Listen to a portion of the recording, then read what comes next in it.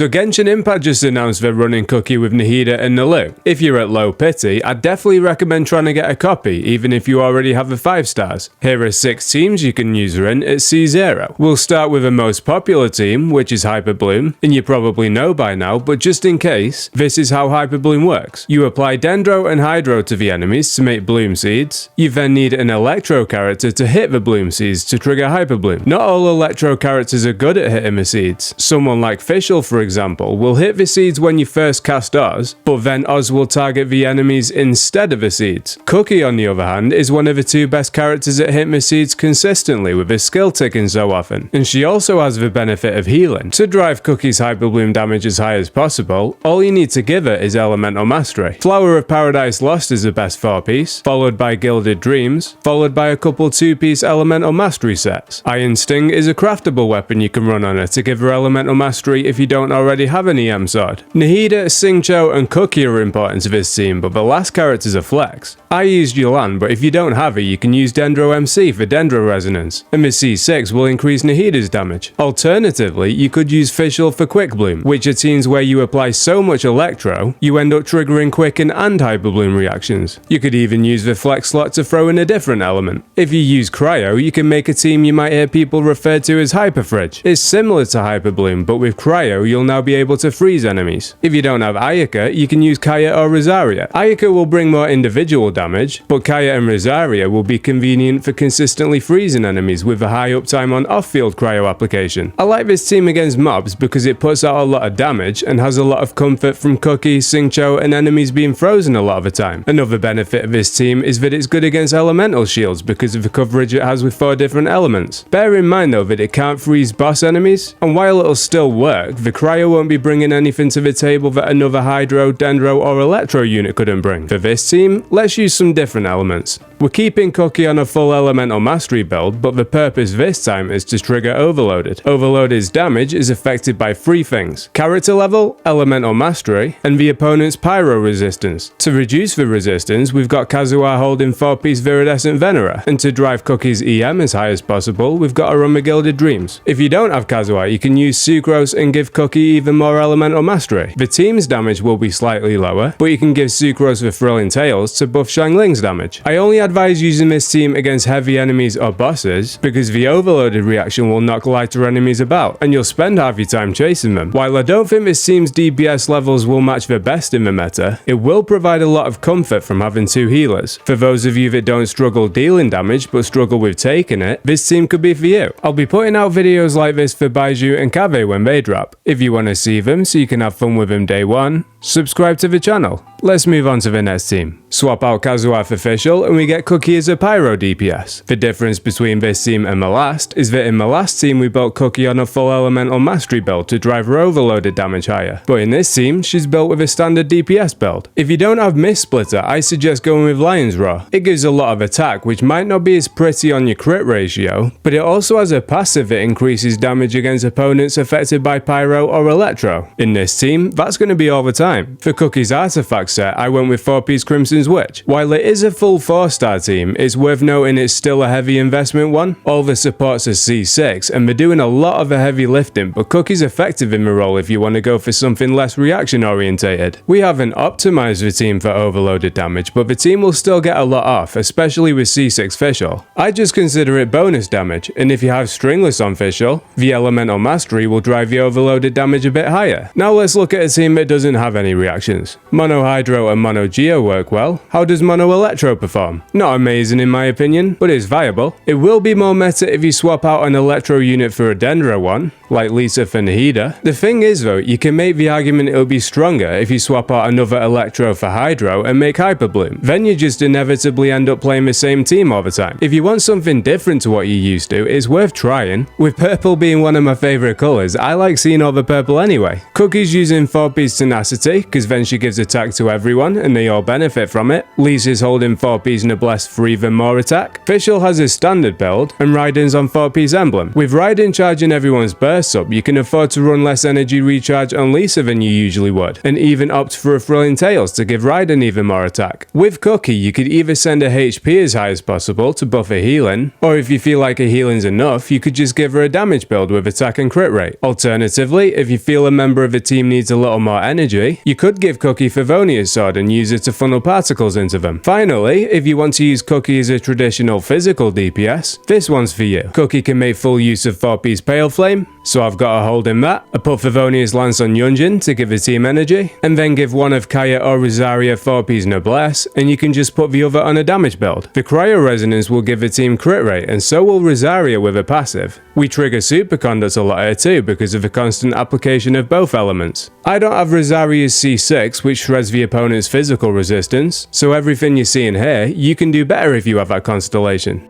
For a score out of 10, even at C0, I'd easily give Kuki an 8. She's one of the best 2 Hyper Bloom triggers in the game, has some options outside of Hyper Bloom, works well at C0, and she's easy to build because she's not demanding with her substats. In my opinion, she's one of the best 4 stars we've had since the original launch 4 stars. I'll be putting out similar videos for Baiju and Kave when they drop, so if you want to have fun with them day one, subscribe to the channel and take it easy.